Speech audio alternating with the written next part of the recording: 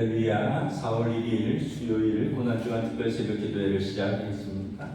사도신경으로 우리 신앙을 고백합니다. 나는 전능하신 아버지 하나님 천지의 창조주를 믿습니다. 나는 그의 유일하신 아들 우리 주 예수 그리스도를 믿습니다. 그는 성령으로 잉태되어 동정녀 마리아에게서 나시고 본디오 빌라도에게 고난을 받아 십자가에 장사된 지 사흘 만에 죽은 자 가운데서 다시 살아나셨으며 하늘에 오르시어 전능하신 아버지 하나님 우편에 앉아 계시다가 거기로부터 살아있는 자와 죽은 자를 심판하러 오십니다. 나는 성령을 믿으며 거룩한 공교회와 성도의 교제와 죄를 용서받는 것과 몸의 부활과 영생을 믿습니다. 아멘. 찬송가 370장 찬양하시겠습니다. 찬송가 370장입니다.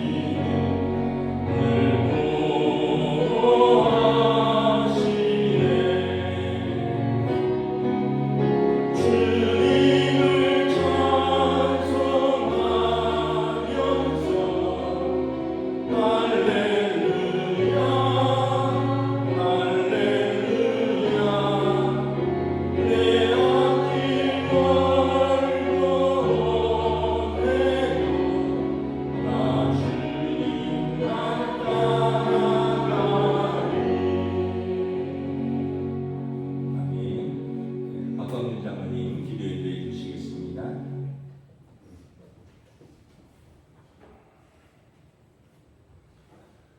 사랑과 은혜가 풍성하신 하나님 아버지, 고난주간 세 번째 아침 깨어 기도하셨던 주님의 발자취를 따라 저희를 기도의 자리로 불러주심에 감사드립니다. 칠흑 같은 어둠 속에서도 아버지의 뜻을 구하셨던 예수님의 마음을 묵상하며 이 새벽 무릎을 꿇습니다. 오늘도 내 마음이 매우 고민하여 죽게 되었으니 너희는 여기 머물러 나와 함께 깨어있으라 말씀하신 주님의 간절한 요청을 듣습니다. 주님, 우리는 그동안 주님의 권한 곁에서 잠들어 있지는 않았습니까? 주님 홀로 외롭게 기도하시게 두었던 제자들의 모습이 바로 우리의 모습임을 고백하오니 용서하여 주시옵소서. 이 새벽 나와 함께 깨어 기도하자 부르시는 주님의 음성에 깨어있는 심령으로 응답하게 하여 주시옵소서. 주님께서 겟세마네 동산에서 땀방울이 빗방울이 되도록 기도하셨던 것처럼 우리도 내 뜻과 고집을 내려놓는 기도를 드리기 원합니다. 내 원대로 맛이 없고 아버지의 원대로 하옵소서라고 고백하셨던 그 순종의 기도가 우리의 기도가 되게 하여 주시옵소서. 내 삶의 문제로 닥치는 고난 앞에 원망하기보다 회개의 기도로 신원하시는 하나님께 탄원하는 기도로 금식 기도로 또는 주님께서 우리에게 보여주신 대속의 고난에 동참하는 기도로 견디어 이기며 십자가의 길을 묵묵히 걸어가신 예수님을 끝까지 따르게 하여 주시옵소서. 마음은 원이로되 육신이 약하여 자꾸만 무너지는 저희들을 긍휼히 여겨 주시옵소서. 세상의 유혹과 환난 속에서 시험에 들지 않도록 성령의 전신갑주를 입혀주시고 오직 기도로서 영적 전쟁에서 승리하게 하여 주시옵소서. 이번 고난주간을 통해 우리의 기도가 형식적인 외침이 아니라 주님과 깊이 연합하는 생명의 호흡이 되게 하여 주시옵소서. 특별히 이 아침 말씀을 선포하시는 목사님께 성령의 능력을 더하여 주시고 선포되는 말씀을 통해 우리의 심령이 새롭게 변화되게 하여 주시옵소서. 이 자리에 참석한 성도들과 또 각자의 처소에서 영상으로 함께 하시는 모든 이들에게 동일한 은혜를 부어 주시옵소서. 우리에게 기도의 본을 보이시고 우리를 위해 끝까지 사랑으로 고난을 견디신 예수 그리스도 이름으로 기도드립니다. 아멘.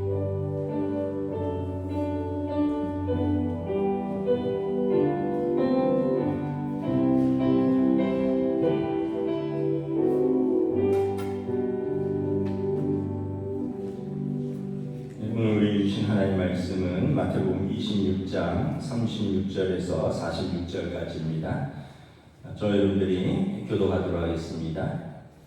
마태복음 26장 36절에서 46절입니다. 이에 예수께서 제자들과 함께 겟세마네라 하는 곳에 이르러 제자들에게 이르시되 내가 저기 가서 기도할 동안에 너희는 여기 앉아 있으라 하시고 베드로와 세베대의 두 아들을 데리고 가실새 고민하고 슬퍼하사 이에 말씀하시되 내 마음이 매우 고민하여 죽게 되었으니 너희는 여기 머물러 나와 함께 깨어 있으라 하시고 나아서 얼굴을 땅에 들으시고 엎드려 기도하니 이르시되 내 아버지여 만일 할만하시거든 이 잔을 내게서 지나가게 하옵소서. 그러나 나의 원대로 하시옵고 아버지의 원대로 하옵소서 하시고 제자들에게 오사 그 자는 것을 보시고 베드로에게 말씀하시되 너희가 나와 함께 한 시간도 이렇게 깨어 있을 수 없더냐. 시험에 들지 않게 깨어 기도하라. 마음에는 원이로되 육신이 약하도다 하시고 다시 두 번째 나아가 기도하여 이르시되 내 아버지여 만일 내가 마시지 않고는 이 잔이 내게서 지나갈 수 없거든 아버지의 원대로 되기를 원하나이다 하시고 다시 오서 보신즉 그들이 자니 이는 그들의 눈이 피곤함이더라. 또 그들을 두시고 나아가 세 번째 같은 말씀으로 기도하신 후 이에 제자들에게 오사 이르시되 이제는 자고 쉬라. 보라 가까이 왔으니 인자가 주인의 손에 팔리느니라. 읽습니다.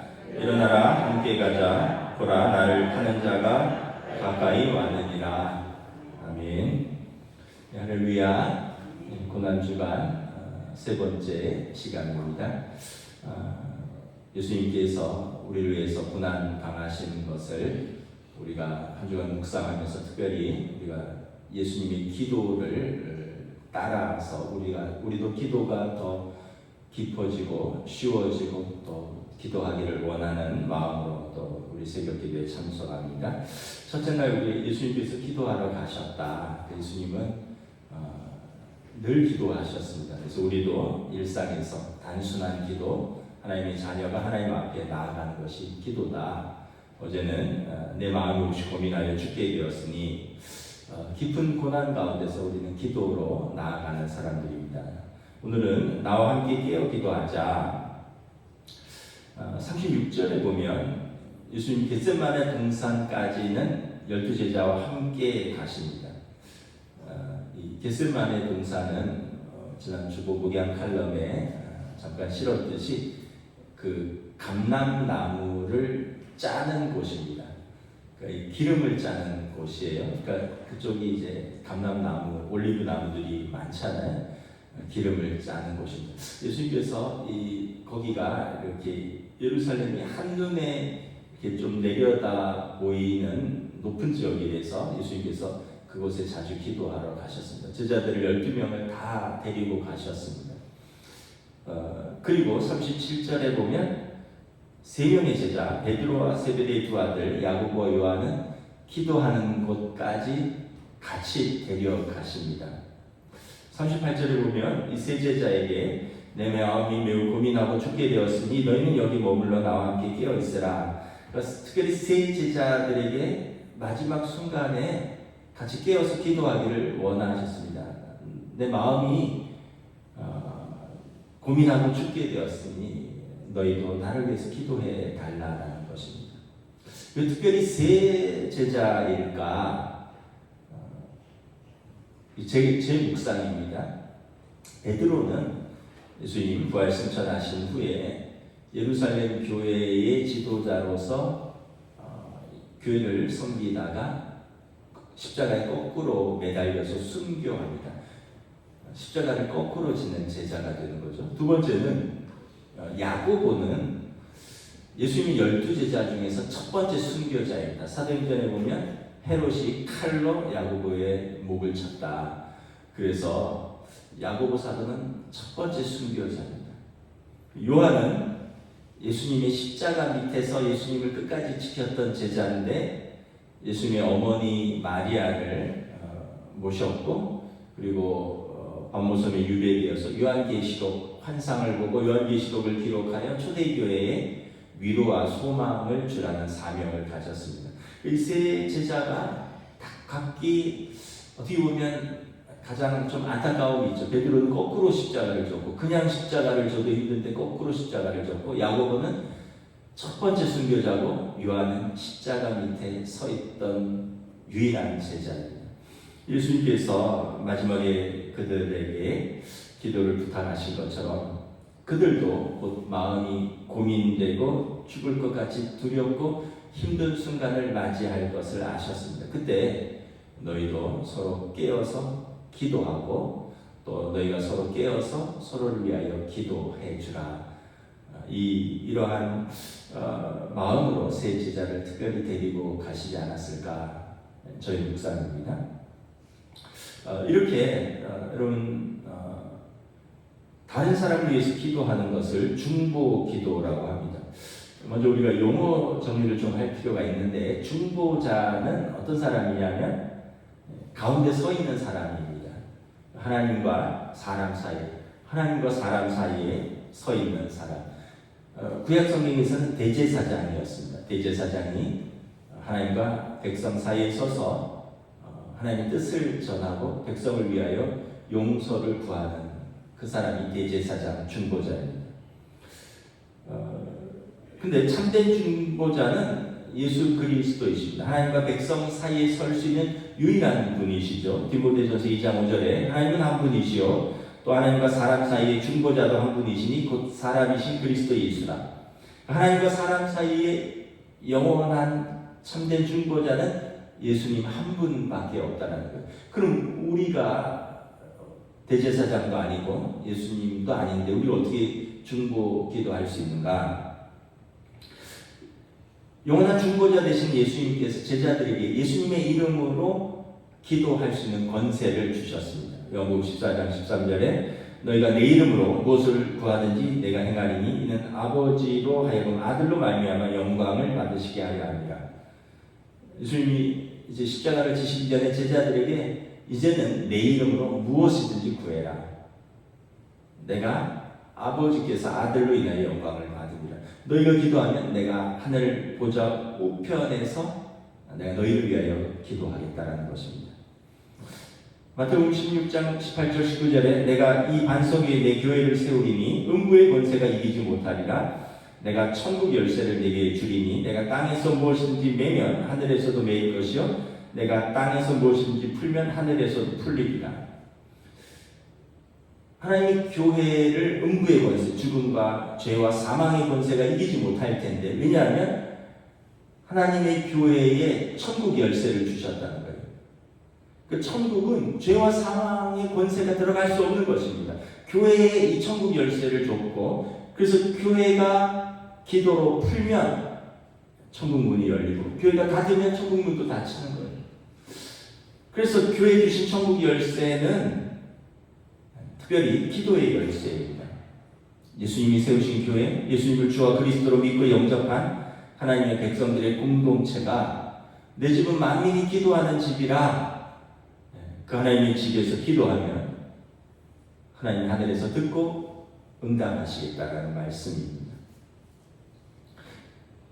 그래서 부활하시고 승천하신 예수님께서 이 세상을 심판자로 다시 오실 때까지 하나님의 보좌 앞에서 성도들을 위한 중보 기도의 사명, 중보자의 사명, 대제사장의 사명을 감당하실 것입니다. 그러니까 우리가 종합하면 예수님은 하늘 보좌에서 우리를 위해서 기도하시고요. 우리는 땅에서 예수님의 이름으로 이 땅을 위해서 중보하는 것입니다. 그러니까 중보 기도는 예수님과 우리의 팀플레이입니다. 땅에서 예수님의 이름으로 우리가 이 땅의 사람들을 위하여 중보 기도하면 하늘에서 우리의 대제사장이신 예수님께서 하늘보좌 우편에서 우리의 기도를 중보하시는 것입니다. 그래서 중보 기도는 하늘과 땅에서 동시에 이루어지는 팀플레이입니다. 그 깐부 사역입니다. 깐부 사역. 같이 함께하는 사역입니다.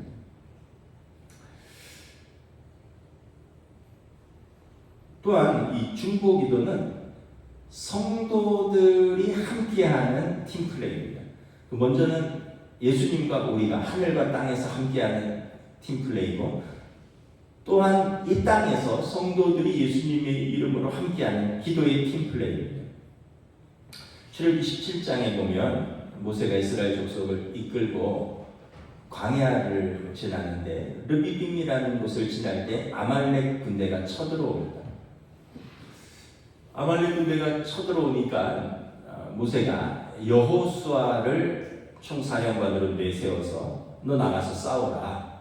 그래서 여호수아는 군대를 이끌고 르비딤 골짜기 가서 아말렉 사람들과 칼과 창으로 싸웁니다. 모세는 뭐 하냐면 이 르비딤 골짜기가 한눈에 내려다 보이는 높은 산 정상으로 올라갑니다. 그리고 그 옆에 아론과 훌이 있죠. 그 모세가 가서 뭘 하느냐? 그 전황을 이렇게 내려다보면서 지시하려고 하는 게 아니라 기도하러 올라갔습니다. 그래서 밑에서 여호수아는 싸우고요. 모세는 산 위에서 두 손을 들고 기도합니다. 근데 전쟁이 하루 종일 지속이 되니까 모세가 피곤하여서 손이 이렇게 내려왔다고 그랬어요. 근데 모세가 손을 들면 이스라엘이 전쟁에서 이기고 모세가 피곤하여 손을 내리면 아말렉이 이기고 있었다는 거죠. 여러분 한번 생각해 보세요. 손 들고 얼마나 있을 수 있을까요? 얼마나? 제가 그렇게 안 해봐서 잘은 모르지만 한 시간 정도 하면 힘들어서 내려오지 않을까요? 그래서 어떻게 합니까? 모세가 피곤해서 손이 내려오는데 아론과 훌이 한편은 아론이 한편은 훌이 모세의 팔을 이렇게 받들었습니다. 그래서 모세의 손이 전쟁이 끝날 때까지 해가 지도록 내려오지 않았다라고 기록하고 있습니다. 역할이 명확하게 구분되어 있습니다. 여호수아는 장군으로서 싸우고요. 모세는 영적 지도자로서 기도하고요. 아론과 훌은 모세의 기도가 끊어지지 않도록 그 팔을 붙들는 것입니다. 모세가 지쳤을 때 그 기도를 돕는 역할을 하는 것입니다. 그래서 중보기도는 이렇게 성도들이 함께하는 아름다운 기도의 팀 플레이입니다. 중보기도가 뭐냐? 하나님과 사람 사이에 서서 우리가 기도하는데 먼저는 예수님과 우리의 팀 플레이다. 우리가 예수님의 이름으로 예수님의 권세로 기도하면 하늘에서 예수님께서 하늘 보좌에서 우리의 기도를 위하여 중보하시고 또한 이 땅에서 성도들이 함께 연합하여 아름다운 기도의 팀플레이다라는 거죠. 우리 교회도 중보기도 팀이 있죠. 그 아침에 좀 일찍 오셔서 우리 마르다 권사님들께서 기도하십니다. 먼저 이제 그날 예배를 위해서 예배를 준비하는 손님들, 설교자, 기도자, 또 찬양팀과 성가대와 뭐 주차와 그 외의 모든 안내와 예배에 참석하는 모든 성도들을 위해서 기도합니다. 그리고 또 한 주간 기도 요청을 받은 연약한 성도들, 몸과 마음이 또 여러 가지 어려운 형편의 기도가 필요한 성도들을 위해서 제가 기도하는 것으로 알고 있습니다. 사실은 우리가 이 아말렉과의 전투에서 보이는 사람은 사실 눈에 띄는 사람은 여호수아 앞에서 싸우는 사람이고요. 그 다음은 아마 모세일 겁니다. 산 위에 있었으면. 근데 아론과 훌은 잘 안 보이지만 아론과 훌이 없으면 모세의 손이 내려오거든요. 전쟁이 이길 수 없는 거죠. 우리가 주일날 여러 가지 사역도 하고 예배를 하지만 앞서서 중보기도 팀이 기도하고 있다는 것을 우리가 기억하고 또 감사하고 또 그분들은 그 마음으로 기도를 하는 거예요. 우리가 주님과 함께 연합하여서 우리 교회를 위해서 기도하고 있다.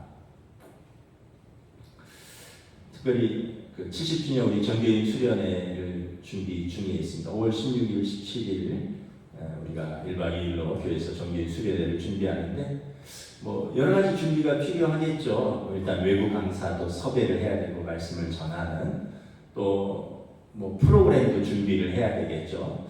식사도 준비해야 되겠죠. 또 거기에 따른 여러 가지 준비물들이 있을 거고 조직도 있을 거고 그래서 준비위원장 우리 박 장로님과 준비위원들이 팀을 구성해서 회의도 하고 또 주중에 여러 가지 아이디어도 내고 또 이걸 취합하기도 하고 뭐 지금 잘 준비를 하고 있습니다. 근데 제일 중요한 게 뭘까? 기도를 준비하고 기도를 준비하는 거죠. 여러 가지 프로그램을 준비하고 예산을 세우고 조직이 운영되고 이것도 중요하지만 기도가 앞서야 된다는 거죠.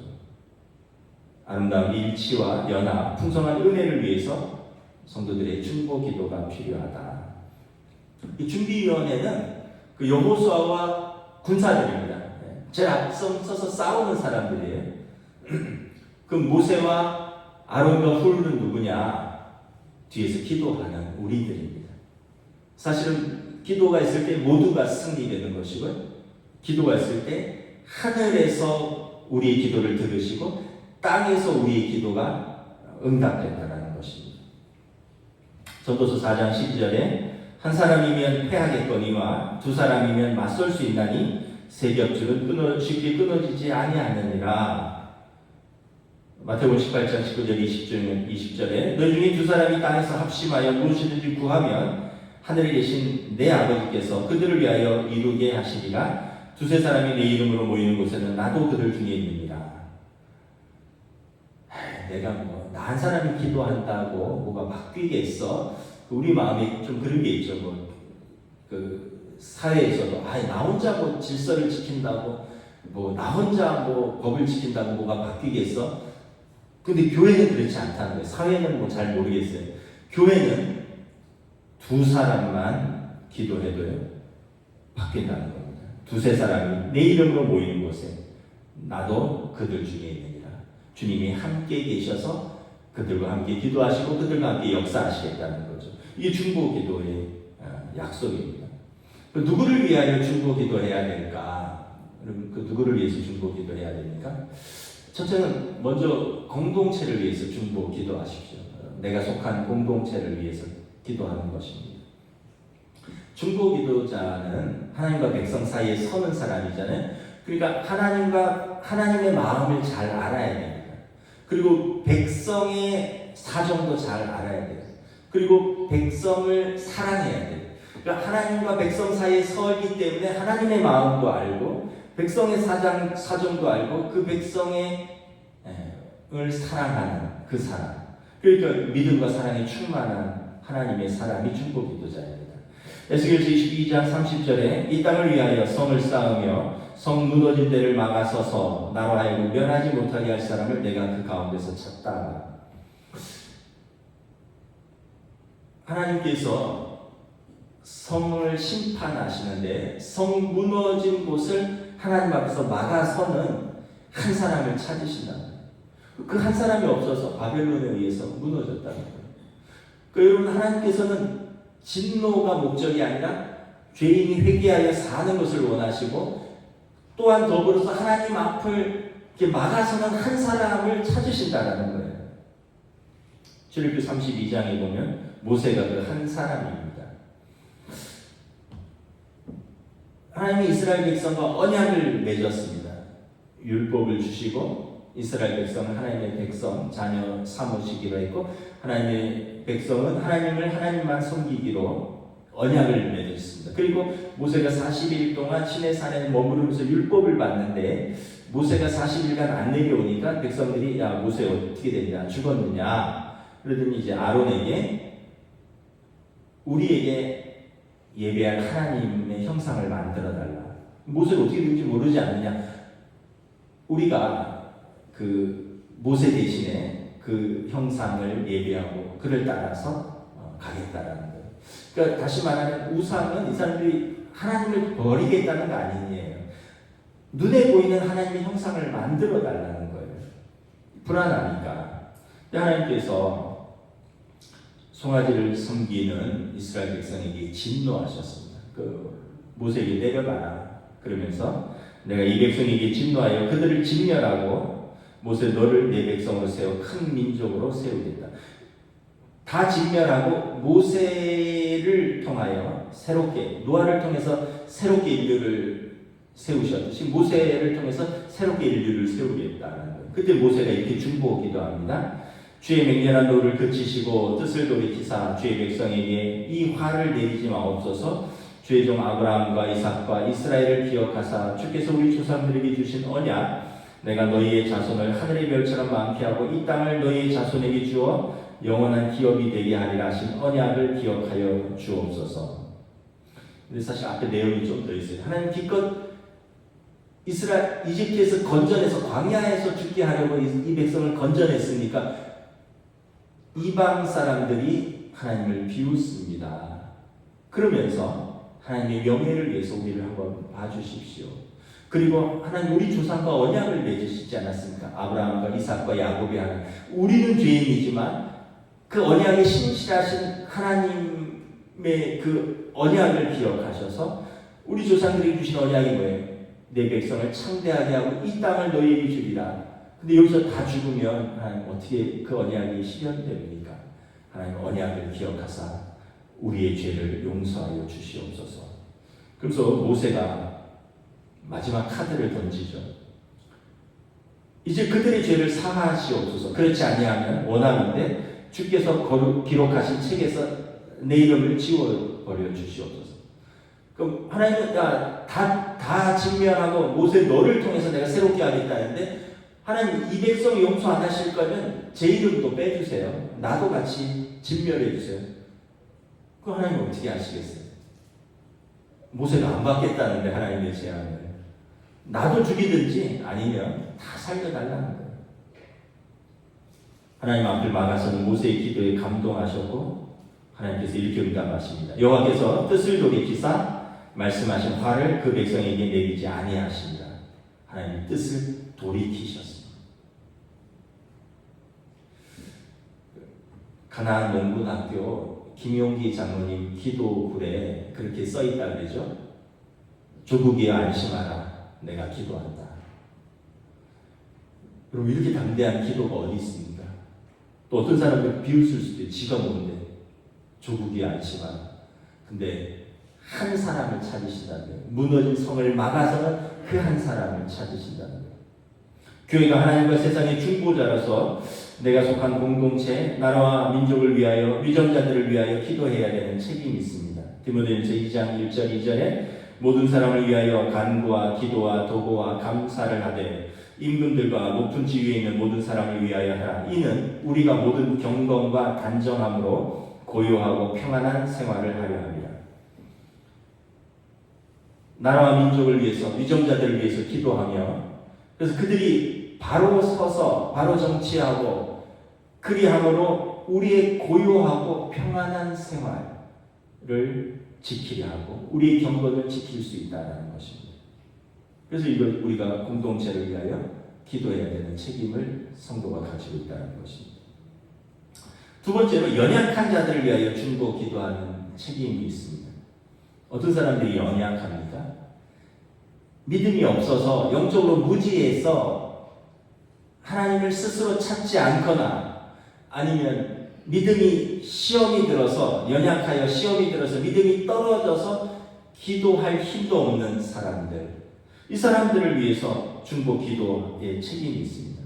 아까 중보 기도자는 하나님과 백성 사이에 서는 사람인데 하나님 마음을 잘 알고 백성의 사정을 잘 알고 그래서 그 백성을 누구보다 사랑하는 사람이라고 했잖아요. 그러니까